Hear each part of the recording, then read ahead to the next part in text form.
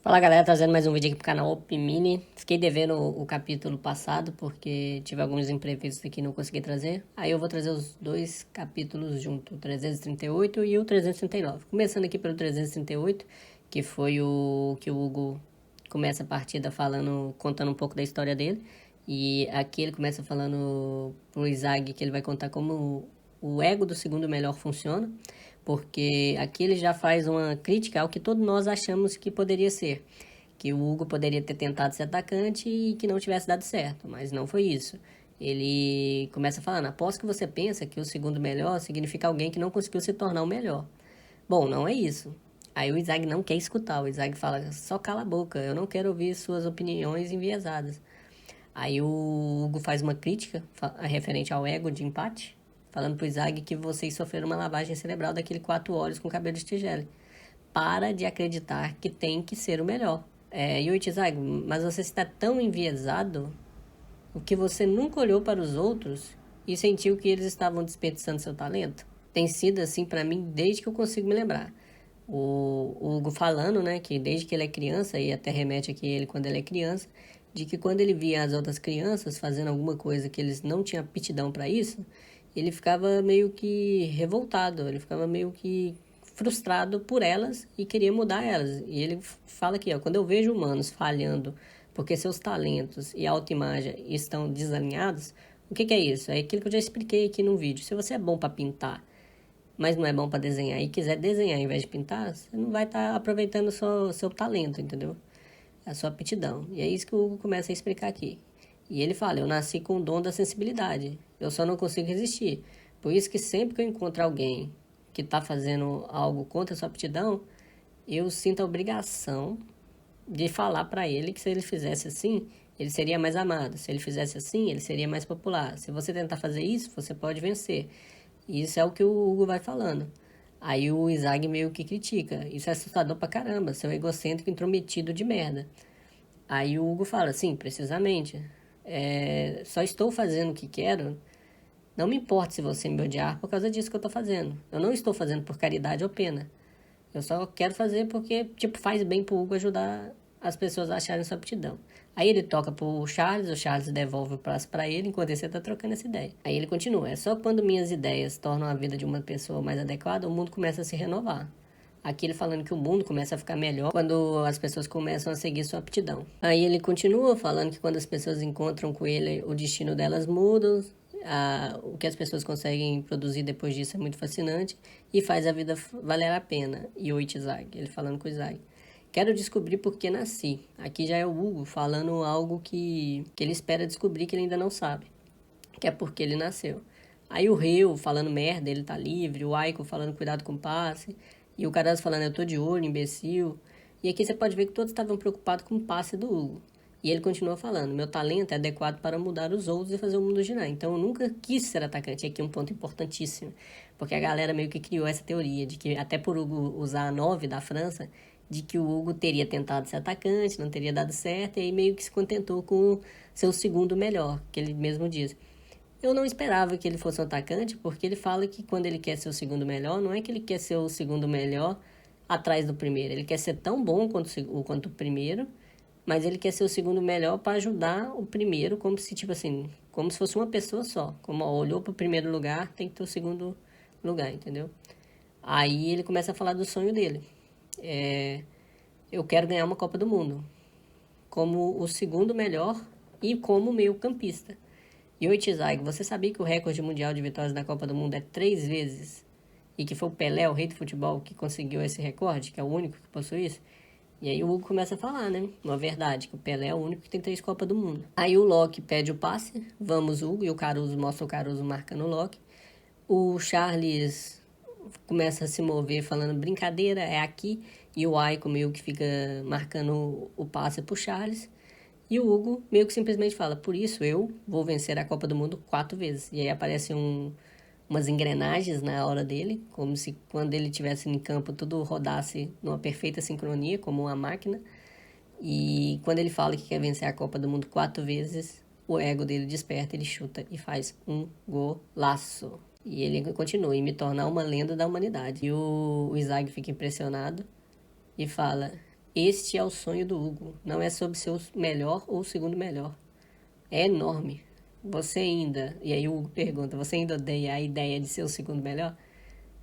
E o Isaac meio que fica em choque aqui, porque o Isaac começa a falar, pô, o sonho dele é maior que o meu. O meu é vencer uma Copa do Mundo, o dele é vencer 4. O sonho dele é 4 vezes maior que o meu. E então o Isaac meio que fala, pô, o ego desse cara é muito maior que o meu.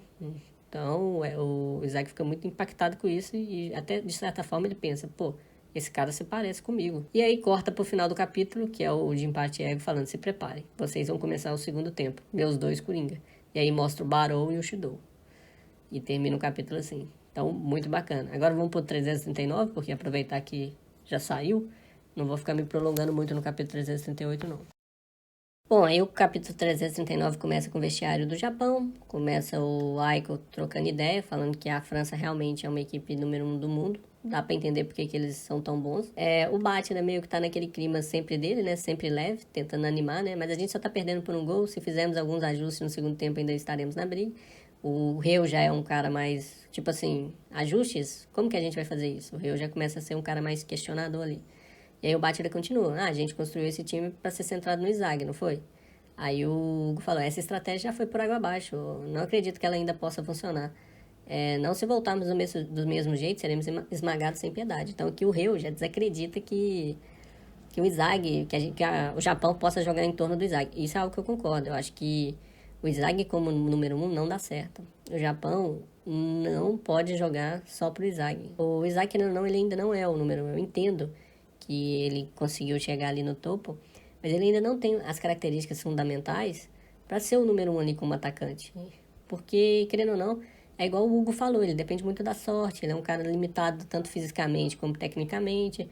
Então, se tirar as armas que ele tem de melhor ali, ele meio que vira, que é o chute direto, que é a metavisão dele, ele meio que fica inutilizado em campo. Isso já aconteceu com o Kaiser, quando o Dom Lourenço marcou o Kaiser, vocês podem lembrar disso, que o Kaiser não conseguiu fazer muita coisa com a marcação do Dom Lourenço.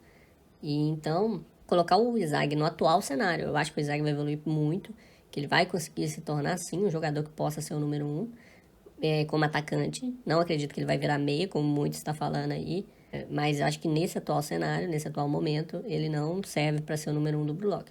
E aí o Carazzo meio que fala isso, pode acalmar. Vocês ainda podem jogar como eu, sendo o segundo melhor jogador dessa equipe, sendo o suporte. E aí vocês podem inventar um gol igual eu e o Rio inventou, inventar um novo padrão. Aí o ego interrompe o Carazzo e fala assim, cuidado com o que você tá falando, cara. Você tá tentando matar o Block. E essa parte é muito interessante, porque você lembra quando o Batistuta falou pro Nag que queria acabar com o Brulock? E a gente não entendeu muito bem como seria isso, acabar com o Brulock? Como é que vai acabar com o Brulock? E agora a gente já começa a ter sinais de como que pode ser para acabar com o Brulock. Acabar com o Brulock não é simplesmente acabar com os jogadores de Brulock, é acabar com a mentalidade do Brulock, do egoísmo, etc. Então a gente já tem sinais aqui de como o Kira, o Nag, até mesmo o próprio Sai, que eu acho que não tem interesse nenhum na filosofia do ego e não cresceu seguindo a filosofia do ego, apesar de ele ser muito egoísta, porque o Sai, ele tem um sonho de ser o melhor meio-campista do mundo, assim como o Hugo, entendeu? Só que o Sai, ele me parece pensar mais... O Sai, eu acho que ele é o mais egoísta da obra até agora. Por quê? O Itoshirin tem o sonho de superar o Sai, beleza. O Isaac tem o sonho de ganhar a Copa do Mundo. O Hugo tem o sonho de ganhar a Copa do Mundo. O Loki tem o sonho de ser o melhor atacante lá, mas ele tem o sonho de se destacar com o Charles do lado. O Sai, ele tem o sonho solitário. É ele ser o melhor meio-campista sem a ajuda de ninguém. Então eu acho que o Sai é um cara muito egoísta. E aí o ego continua. Vou dar os créditos daquela jogada sua, ô Carazzo. O problema é a mentalidade. Você tá esquecendo de que você tem que marcar seus próprios gols. Aí o Carazzo rebate. Porque eu achei que seria o melhor para a equipe. Tenho certeza, o ego fala, tenho certeza que eu te ensinei que lutar pela equipe é um lixo absoluto. Aí ele vai falando que se o Japão jogasse como a França, de acordo com as suas aptidões, eles levariam desvantagem, porque a França tem muitas etnias, tem jogadores com características físicas para cada posição, coisa que o Japão não tem, que eles são fracos e que por isso eles não podem viver de acordo com a sua aptidão. Aí ele faz uma referência, se vocês nascessem 100 vezes, quantas vezes você achariam que você tornaria o melhor atacante do mundo? Sendo otimista em termos e esperançoso, eu chutaria uma única vez. E aí, se vocês tivessem vivido dentro das suas possibilidades, isso nunca teria acontecido, porque vocês teriam aceitado essa aptidão e não teriam tentado se tornar o melhor atacante do mundo. Aí o Carazzo continua. Mas é verdade que não estamos conseguindo atacar, não é? O Ego já fala: se buscássemos algo novo, precisamos nos livrar do velho primeiro. Abandone as táticas centradas no Izag. Vou anunciar a próxima formação para o segundo tempo. E aqui, antes do Ego anunciar a escalação do segundo tempo, corta para o vestiário da França, onde chega o treinador da França e fala que essa é a geração mais forte escolhida pelos deuses, algo que ocorre uma vez a cada 100 anos. Não apenas a história da França, mas também a história do futebol. Os remanescentes se reúnem. Agora, Les Bruges de uma nova era, vamos fazer história. E aí o vestiário da França vai loucura. Aqui muita gente criticou eu vi muita gente criticando essa fala dele, como se a França nunca tivesse tido uma geração tão boa quanto. Mas entenda, isso aqui é um mangá, galera, é um anime. Aqui eles estão colocando a França como candidata a 4 Copas do Mundo. E eles colocou uma geração que reuniu os melhores aqui, talvez, do anime mangá até agora. Então, aqui, esses caras, eles colocam como melhor, como possivelmente vão ser melhores que Zidane, por exemplo. Muita gente citando que já teve Zidane. Aqui é um anime, cara. Assim como eles colocaram Noah, melhor do que Messi e Cristiano Ronaldo. Vocês têm que aceitar isso. Tem como vocês ficarem brigando com anime e mangá porque vocês acham que na vida real a França já teve uma geração melhor. Não dá pra trazer a vida real pra dentro daqui do anime e do mangá, entendeu? Aí aqui o Locke fala com o Charles: você poderia aumentar o número de ônibus que passam pela parte de trás no segundo tempo? Se eu acabar sem marcar um gol, a Terra ficará triste, não é? Aí o Charles meio que risando, como sempre, não leva nada a sério. Você está um pouco irritado, não é, Locke? Tudo bem, eu vou dar um passe travesso pra você. E aí chega o Hugo, abraçando os dois, falando: tudo bem, Locke. Essa partida provavelmente não vai terminar assim. E o Hugo complementa: o Brolock parece ter escolhido esse destino. E aí mostra Kunigami, Shidou e Barou em campo. O Shidou fala: cada célula do meu ser está em choque. O Barou fala: hora de aguentar firme. E o Kunigami, seus animais nojentos. E aí quem saiu foi o Batna, o Nico e o Shigiri. Fiquei surpreso também, porque muita gente falou: por que o Shigiri saiu se ele é o mais apto a parar o Locke? Também fiquei surpreso com o Shigiri sair, porque ele meio que colocou uma formação 4-3-3, porque 4-2-1-3, porque ele vai jogar com 2 volantes. O Kunigami ele não entrou de atacante, o Kunigami entrou de volante. E aí ficou tipo Aiko e Airo de 2 zagueiros, ficou o Hiyori e o Ryo de lateral, os 2 de lateral. A dupla de volante, Karasu e Kunigami. O Kunigami já jogou de volante, viu, galera? Quem parou o Shidou lá contra o PXG foi o Kunigami de volante. Então não é novidade nenhuma pro Kunigami de volante. Shidou e Barou pelas pontas. Barou pela ponta esquerda, Shidou pela ponta direita. E o Rin de atacante e o Izag como meia central. Aqui, interessante o Ego ter colocado o Izag de meia, né? No assunto, achei interessante o Shigiri sair, porque eu achei que o Shigiri ali é o mais apto a marcar o Locke. O Batira sair também, confesso que me impacta um pouco, porque ele vem sendo o melhor jogador do time até aqui, né, na Copa do Mundo.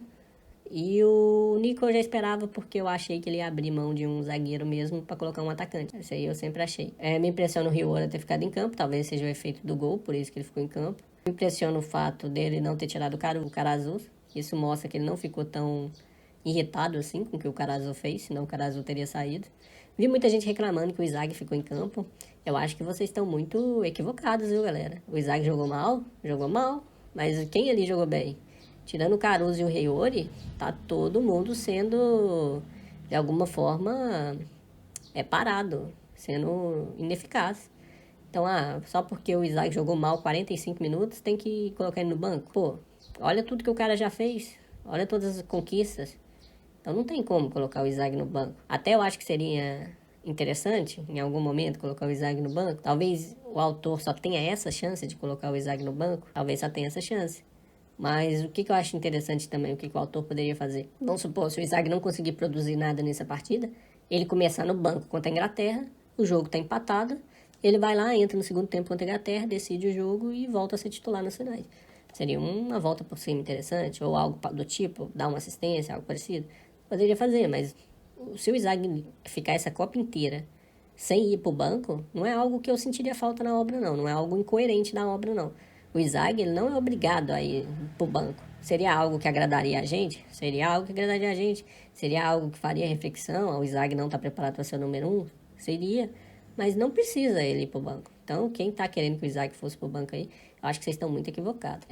Então, entra essa formação, meio que vai criar um caos, né? Agora, analisando a formação, meio que criará um caos, porque o Barou, o Rin e o Shidou, eles meio que não dão certo. Cada um vai pensar em si próprio. O Kunigami também, mesmo jogando de volante ali, é um cara que você já viu que não quer trabalhar muito em equipe também. Ele vai ajudar na marcação. Mas se sobrar uma bolinha ali, ele vai querer fazer o gol também. Karasu vai continuar jogando de suporte com a mentalidade de número 2? Não sabemos. Zag, o que o Zag vai fazer? Tô curioso, confesso que eu tô curioso pra ver como é que esse time vai funcionar. o autor conseguiu despertar essa curiosidade com essa escalação, ó. Porque me parece que virou um caos completo essa escalação do Brolock. Lembra quando o Barão entrou lá contra o Japão Sub-20, que o Ego falou, a partir daqui, nem eu sei o que vai acontecer nessa partida, porque não sabia o que o Barão ia fazer com a partida, com o equilíbrio do time. Aqui, além do Barão, entrou o Shido. Então é dois caras que meio que quebra todas as táticas do Brolock. Eu acho que vai ser uma partida bem interessante, viu? Eu não acredito mais, eu acreditava muito antes da partida começar, que seria uma goleada da França. Mas eu já não acredito mais, não. Eu acho que se for, vai ser uns 4x2, 5x3. Acredito muito no 4x2 ou no 3x2 da França, mas eu não acho que vai ser uma massa mais, não. Eu não acho que vai ter 3 ou 4 gols de diferença mais, não. Me surpreenderia muito. Então é isso. Aí termina o Hugo falando, que na verdade o Isaac falando, né, que claramente o Hugo é mais talentoso que ele, com sonhos maiores, que é uma pessoa com perspectiva muito mais ampla ali, e que a situação é desesperadora. Mas que isso só aumenta a excitação dele, né, só aumenta a vontade dele de jogar o jogo. E ele fala, meu ego está pegando fogo. E aí apita o começo do segundo tempo e termina o capítulo. Bom capítulo, né? Essa sempre foi minha análise. Se você curtiu, deixa o like. Tamo junto. É nóis. Fui.